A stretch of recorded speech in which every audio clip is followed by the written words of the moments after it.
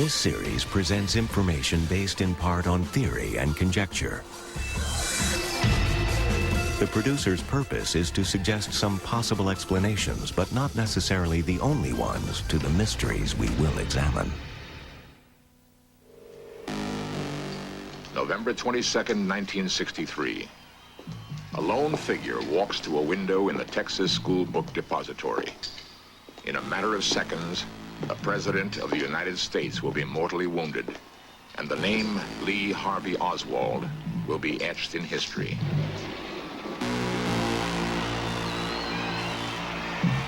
But did Oswald really kill President Kennedy? New evidence points to the possibility that he did not.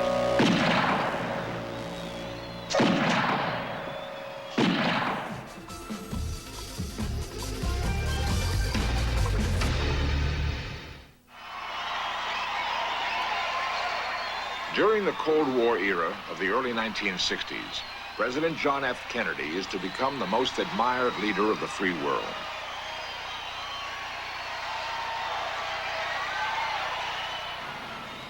There are many people in the world who really don't understand, or say they don't, what is the great issue between the free world and the communist world.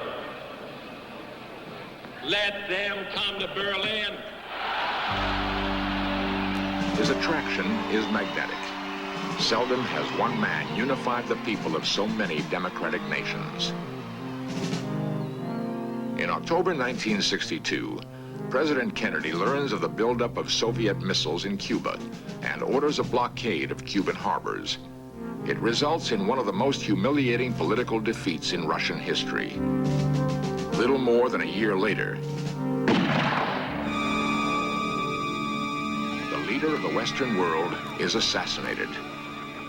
There are some who blame the Soviets, but nothing can be proved.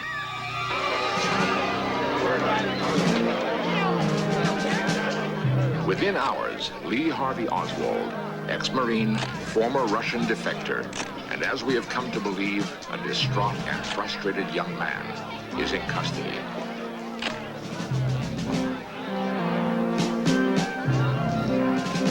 Before Oswald can tell his full story, he is murdered in front of millions of television viewers.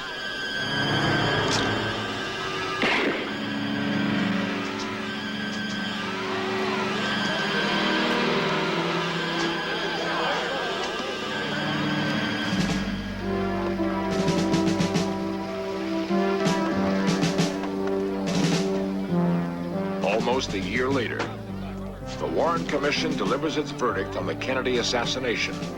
Lee Harvey Oswald acted alone. He was not a part of a conspiracy. The Warren Commission concluded there were 3 shots fired during the assassination, all of them coming from behind the president out of a Texas school book depository window. But many witnesses to the assassination claimed that at least 1 shot came from the grassy knoll situated to the right and front of the president's car.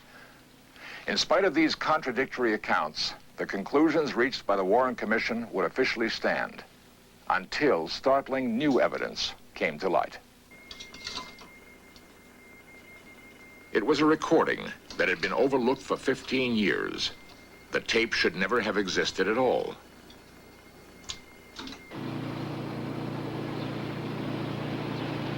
At the time of the assassination, the microphone on a police motorcycle was jammed in the on position, transmitting sound to police headquarters, where it was routinely recorded. When the shots were fired in Dallas, the microphone picked up those sounds.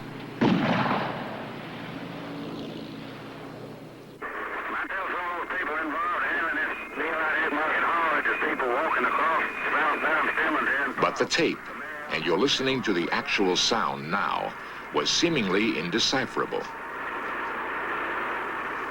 If the sounds of gunshots were there, they were impossible to detect by the human ear.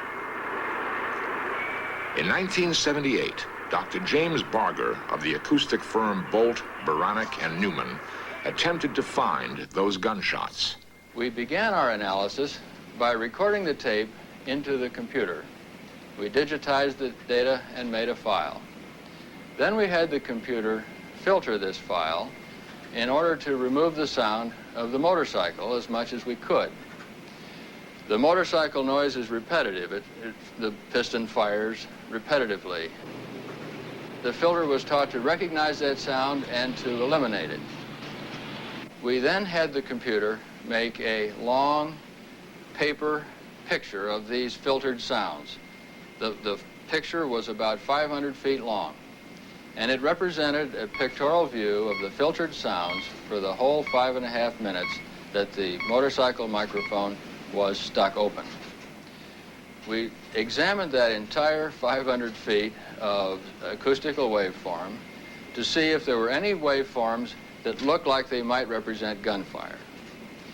In fact, we did find in 6 places where sound bursts indicated the possibility of gunfire on the Dallas police tape.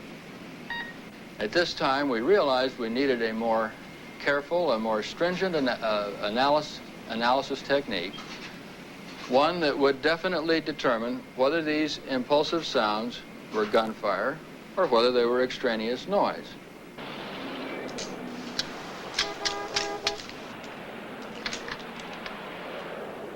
The more stringent technique Dr. Barger needed resulted in one of the most unique scientific experiments of this century.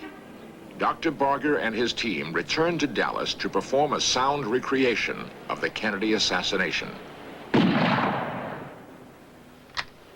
Shots were recorded at various places at the assassination site for later comparison with the motorcycle tape. At the end of our analysis, we were able to conclude that there had been at least 4 shots fired during the assassination. 3 of these had been fired from the Texas School Book Depository and 1 from the grassy knoll. The Texas School Book Depository is located next to the grassy knoll, along the parkway the president's motorcade had traveled.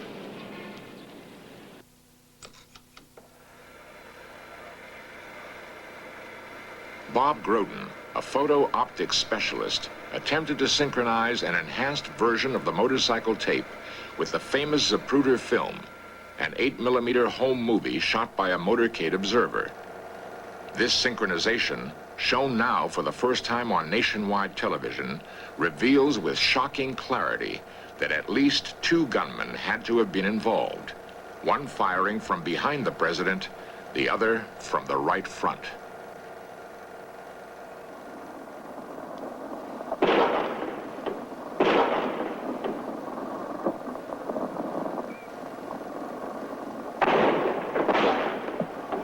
At least 4 shots were fired, but it's the third, the one from the front, the grassy knoll, that kills the president.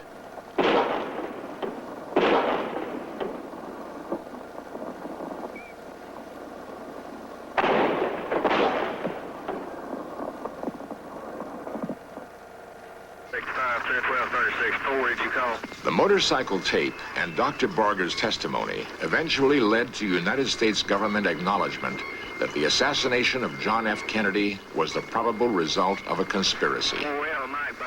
Where did that conspiracy originate? Less than 2 months after the assassination, Yuri Ivanovich Nosenko, a high-level Russian KGB agent, defected to the United States. As recreated here for In Search Of, Nosenko told American CIA officers that as part of his duties, he had personally supervised the KGB file on Lee Harvey Oswald while Oswald lived in Russia. Nosenko assured the Americans that Oswald had no relations with Soviet intelligence and acted without Soviet knowledge in the assassination of President Kennedy. Many of the CIA officers found serious discrepancies in Nosenko's story and suspected that Nosenko was sent here by the KGB to mislead the Americans about Oswald's Soviet connections.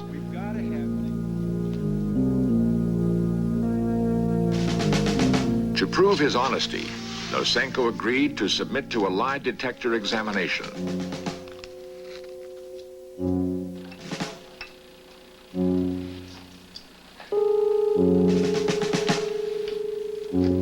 The key questions: did Nosenko supervise the KGB file on Lee Harvey Oswald? Yes. And was Lee Harvey Oswald involved in any way with the intelligence activities of the KGB? No. How many times? According to the results of the polygraph test, Yuri Ivanovich Nosenko was a liar.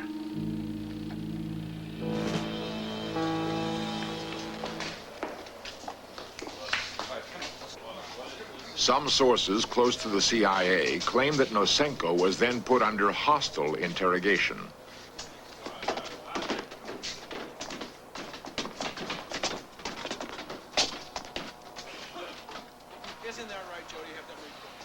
Treated more like a captured spy than a defector, Nosenko was put through grueling, unrelenting, and abusive interrogation. As flawed as Nosenko's story was, he refused to break, clinging instead to absurd and indefensible explanations. Though Nosenko did not break, the CIA officers were certain that when the Warren Commission questioned Nosenko, it too would find his story unbelievable. But the Warren Commission never questioned Nosenko. One man who thinks he knows why is Edward Epstein, noted authority on the Warren Commission. Epstein believes that the commission was misinformed by the FBI. The last thing J. Edgar Hoover wanted was to open up the investigation into Lee Harvey Oswald's connections with the Soviet Union. And if the Warren Commission began to question Nosenko, it would lead exactly in that direction. Remember, the FBI is in charge of internal security in the United States. Here was Lee Harvey Oswald, who came over from Russia, a defector who had given out secrets of state to the Russians. Well, the FBI should have been keeping a closer eye on him. If suddenly it turned out through the questioning of Nosenko that Oswald was a Soviet agent, then the FBI would be held responsible for why weren't they keeping Oswald under surveillance. And that's the reason that J. Edgar Hoover did not want to open up the questioning into Nosenko and did not want to get into the area of Oswald's connections with the Soviet Union. If Nosenko was part of a Russian plot, did it include the assassination of President Kennedy?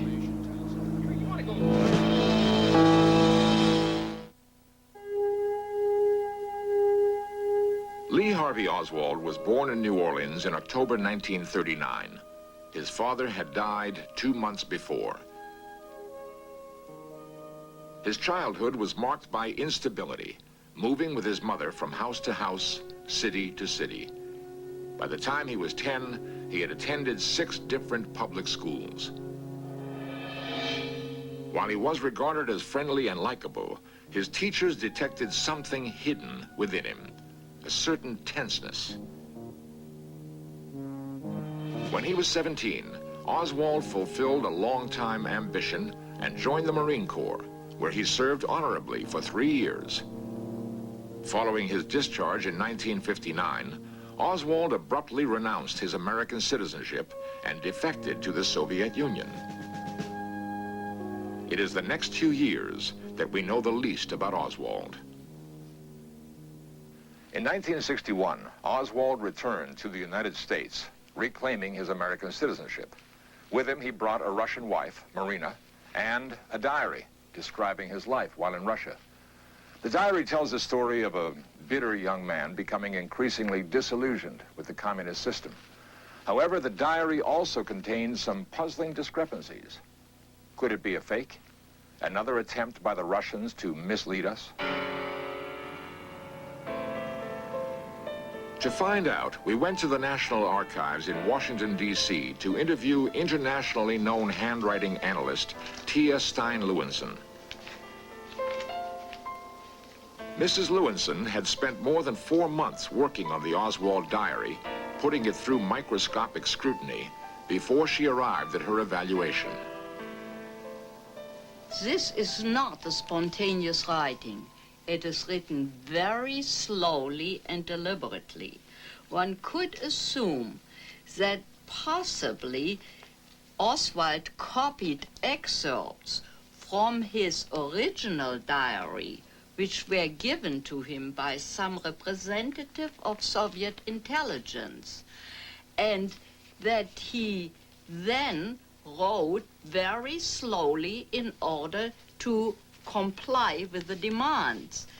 However, here and there one can see that he gets irritated, and especially at the end of the pages, he frequently gets quite fatigued. Mrs. Lewinson believes that fatigue in Oswald's writing, as shown here by lines that gradually run downhill, indicates that the complete diary was written in 2 or 3 sessions rather than day by day. I think that Oswald was supervised by Soviet intelligence in order to mislead the Americans at his return to the United States. Edward Epstein. When I went through Lee Harvey Oswald's diary, I found 2 anachronisms, 2 things that were out of date. One was on October 31st, where he talked about the American consul, McVicker, who wasn't yet the consul for another year. The second thing was he talked about rubles in terms of old rubles that were 10 for $1 rather than new rubles that were 1 for $1. This was not a genuine diary. It was a fake. It was written after the fact to give Lee Harvey Oswald a legend so he could explain to the FBI and other people in America what he was doing in Russia for 2 years, what he was supposed to be doing in Russia, not what he was doing.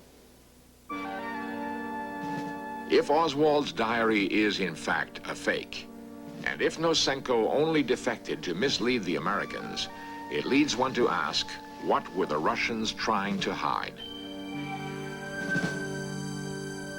What happened to Oswald during his stay in the Soviet Union that the Russians don't want us to know about? Could there have been a plot so bizarre no one would have dared thought it possible?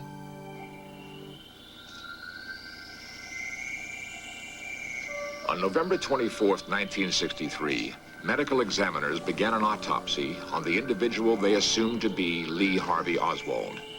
It is recreated here for In Search Of. Their findings were to create a public controversy that would surface 15 years later, when British lawyer, author, and investigator Michael Eddowes made public the results of his investigation of Lee Harvey Oswald. This is the most terrifying story you will ever hear, and the Russians don't want you to hear about it. The man who killed President Kennedy was not Lee Harvey Oswald. He was a Soviet look-alike whose first name was Alec, and who came to the United States as a member of the KGB assassination squad for the direct purpose of killing President Kennedy. Eddowes says that the Dallas autopsy was performed on an imposter and points to a number of inconsistencies to prove his point. The man who went to Russia was 5 feet 11 in height. There's no question about this. There are 11 recordings of this height. The length of the corpse of the assassin was 5 feet 9. External examination reveals a 5'9" white male.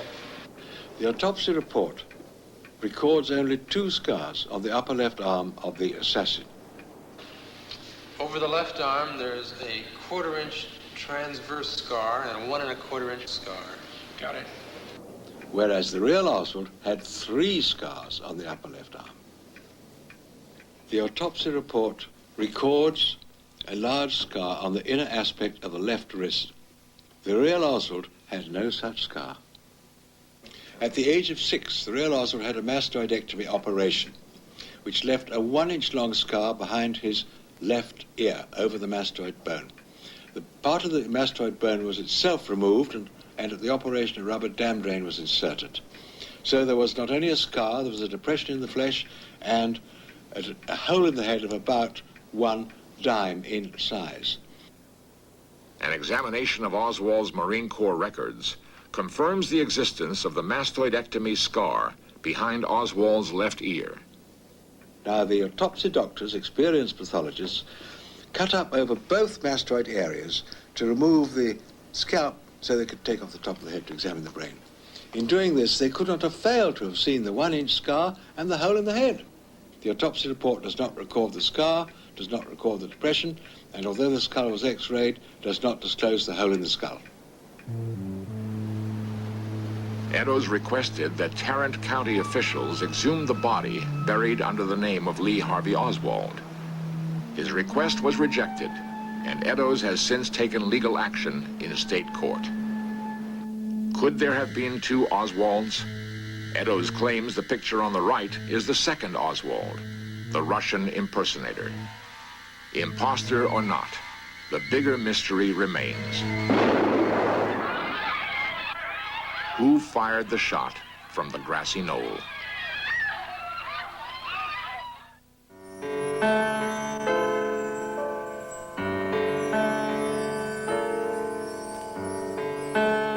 At a small cemetery outside of Fort Worth, a single gravestone lies alone, remote from all others.